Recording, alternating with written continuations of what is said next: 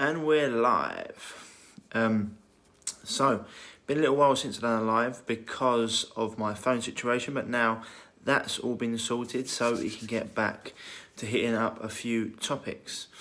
And the one I wanted to tackle today is something that I've been thinking about for quite a long period of time. It's something that I actually deal with quite a lot with my one-to-one clients.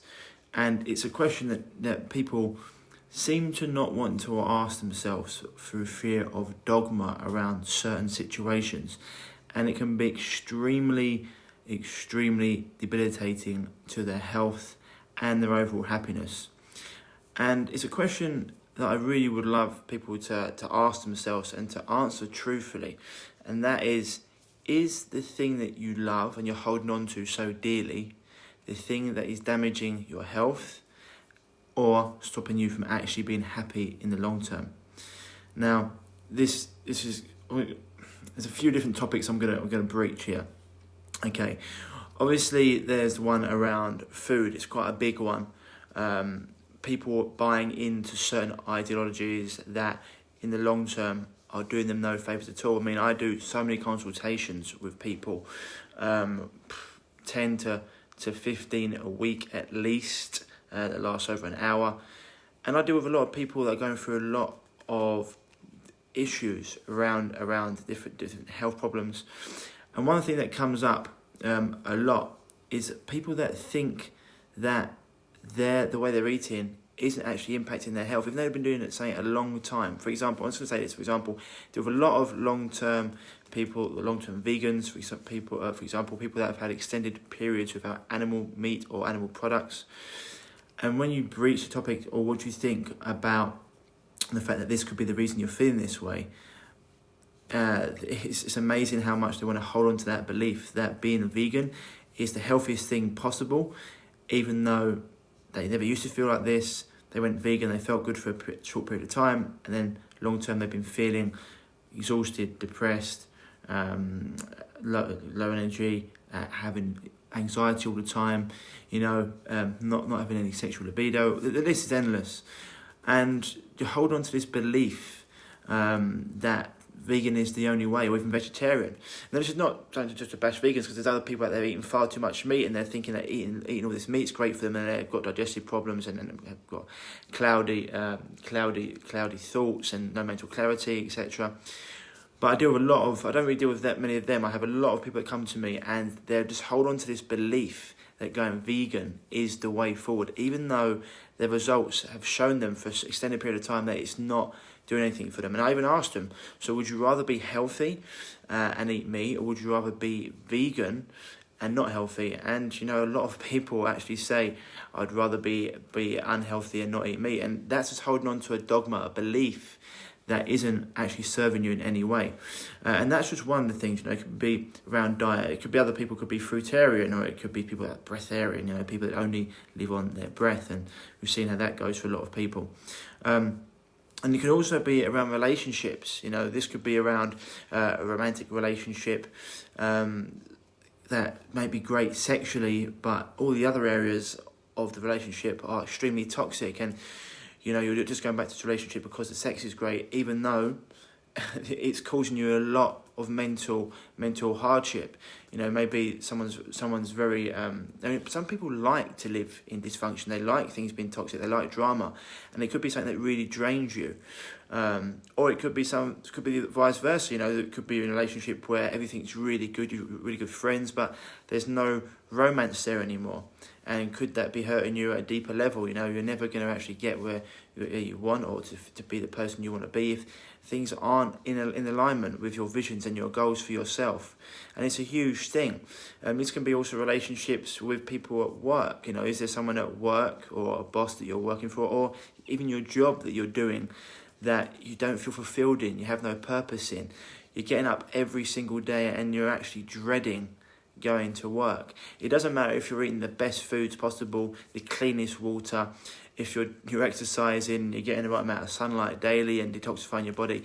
If you're waking up every single day and you're hating the job you're in, or you don't want to go to work, that's an extremely toxic position to be in, and you can develop all sorts of disease. That negative energy that you're drawing on, you're thinking about it going to bed at night, you're thinking about getting up in the morning, you're not wanting to be somewhere, you're actually watching the clock, hoping it ticks round faster.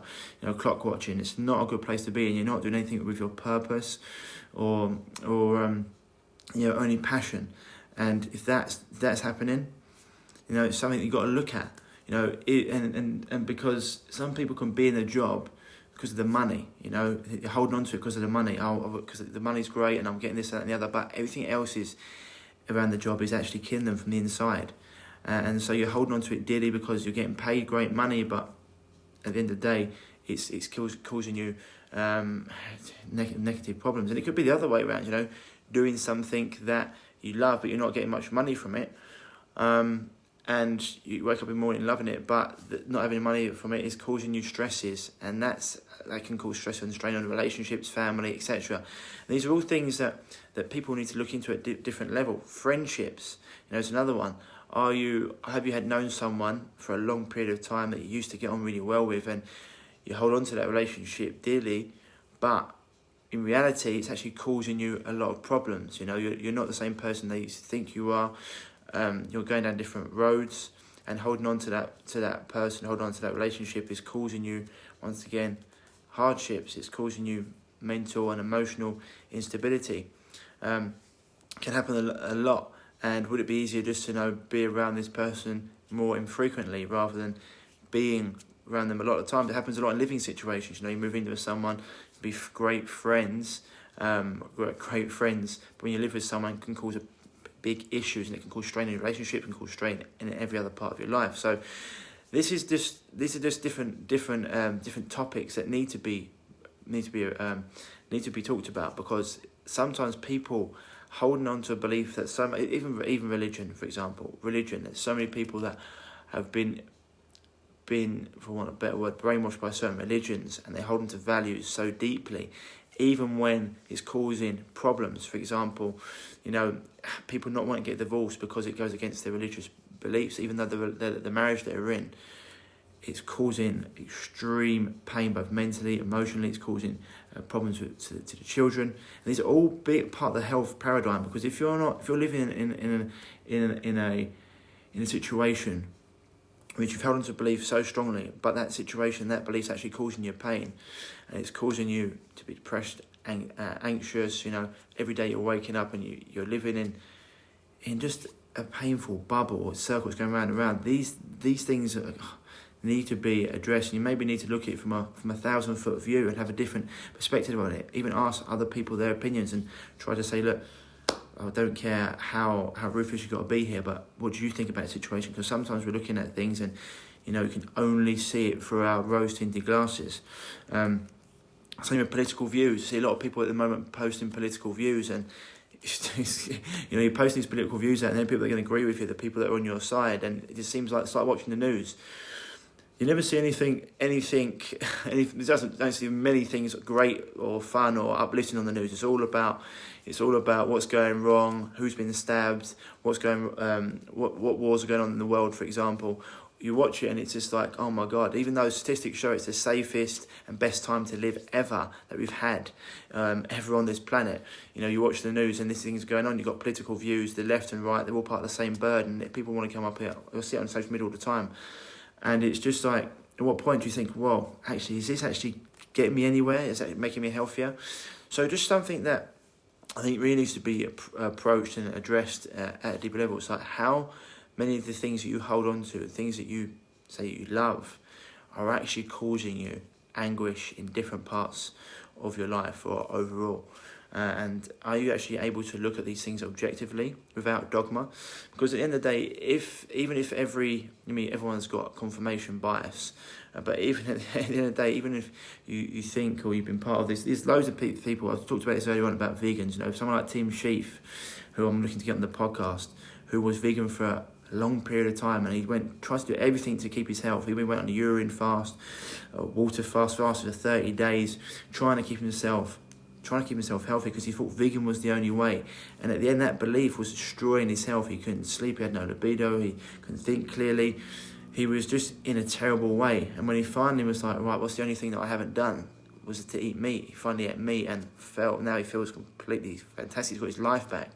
You know, it took a lot to do that. His whole life, his whole business, a lot of friendships were all based on his views around being vegan and veganism.